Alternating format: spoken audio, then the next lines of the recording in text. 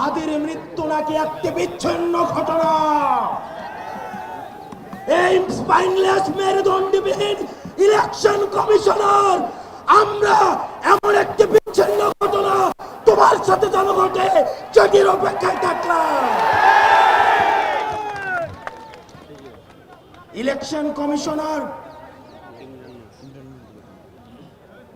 কাদের প্রেসক্রিপশনে নিয়োজিত, কারা তাকে নিয়োগ করেছে?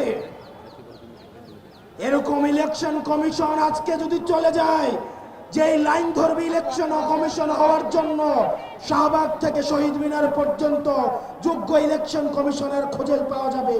কিন্তু আমার ভাই হাদি যে অনন্তকালের উদ্দেশ্যে যাত্রা করেছে, আমার ভাই হাদিকে আর খুঁজে পাওয়া যাবে না।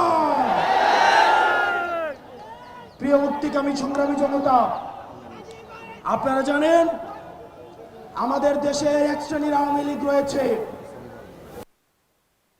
শিক্ষক পরিচয়ে বিশ্ববিদ্যালয়গুলোতে কার্যক্রম পরিচালনা করে, যারা টকশোজীবী নামে হচ্ছে টেলিভিশনগুলোতে হত্যার বৈধতা উৎপাদন করে, যারা নাট্যকর্মী পরিচয়ে, যারা নাটক সিনেমাতে আমাদের মতো সংগ্রামী মানুষের মৃত্যুর বৈধতা উৎপাদন করে। এই বিশ্ববিদ্যালয়ে নীল দলের যে ৫টা শিক্ষকরা রয়েছে, তাদেরকে ধরে ধরে এই বিশ্ববিদ্যালয় থেকে বের করে দিতে হবে।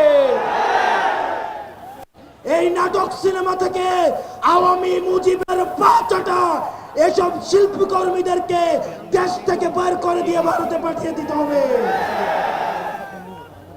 টকশোজীবীদের আধিপত্যের বৈধতা উৎপাদন যারা করছে, যেসব টকশোজীবীরা, আপনাদের তাদের এই ফেসিস্টদের মানবাধিকারে আপনারা যারা বিশ্বাস করেন, তারা মজলুমের মানবাধিকারে বিশ্বাস করে না। আর দিন শেষে আজকে এই বেদিতে আপনারা যারা বসেছেন আর যারা আসেন নাই, আপনাদের দুইজনকেই বলি, ক্ষমতার লোভে অন্ধ হয়েন না।